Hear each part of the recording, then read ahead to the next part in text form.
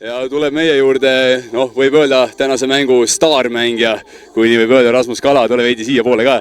3-0 võit EFC Tallinna üle. Millised need esimesed emotsioonid on pärast mängu? Kuule, väga kõva, ausalt. See on mu esimene mäng siin Holmpargis ja ma ei tea, väga sürreaalne, nagu Kaspar Laur ütles just üleeile, et väga sürreaalne tunnegi praegu. Rääkides Kaspar Laurist ja sinust, keskkaitse muidu täna tipuründes. Palju varem üldse mänginud oled tipuründes? Ma olen viimsest mänginud, aga tavaliselt alati siis, kui me oleme kas kaotusseisus või on vaja väravat lüüa, aga see on alati nagu mängu sees, et põhikoosseisus on see pigem nagu harv nähtus.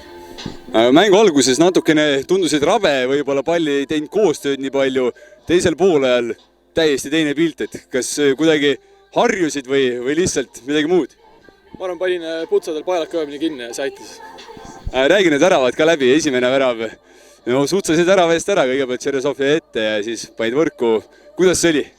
Ma arvan, ma olin lihtsalt õigel ajal õiges kohas ja see pall põrks värava eest tagasi ja sai lihtsalt jala vahele ja muu oli juba muu oli tehtud. Ja teine värav oli see, et liikusid ise õigesse kohta palliga. Ja võtsin lihtsalt vasaku jala peale ja nägin, et väravat on natuke liiga keskel ja sain seal nurra kätte ja oligi 2-0. Aga mainisid ka, et esimene mäng Holmpargis, kodupubliku tugi päris tugev. Mis tunne on mängida sellise publiku ees, kes 90 minutit kaasa elab?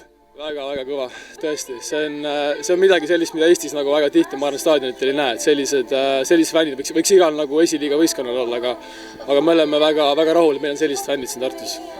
3-0 võit, millest mänguliselt Tallinnast üle olite? Tallinn ei saanud väga palju mängu sisse, millest see tuli? Ma arvan, me mingis kohtas hoidsime hästi palli ja suutsime seda ka hästi nagu liigutada. Pluss me olime päris tulema ja leidsime õiges kohas, leidsime need õiged valikud ja ma arvan, et see meil täna tõi ka edu. Nüüd koondise paus pärast seda Paide duubliga. Mida peab tegema, et see sama hoog, mis nüüd 2 viimast mängu on olnud, et see püsiks?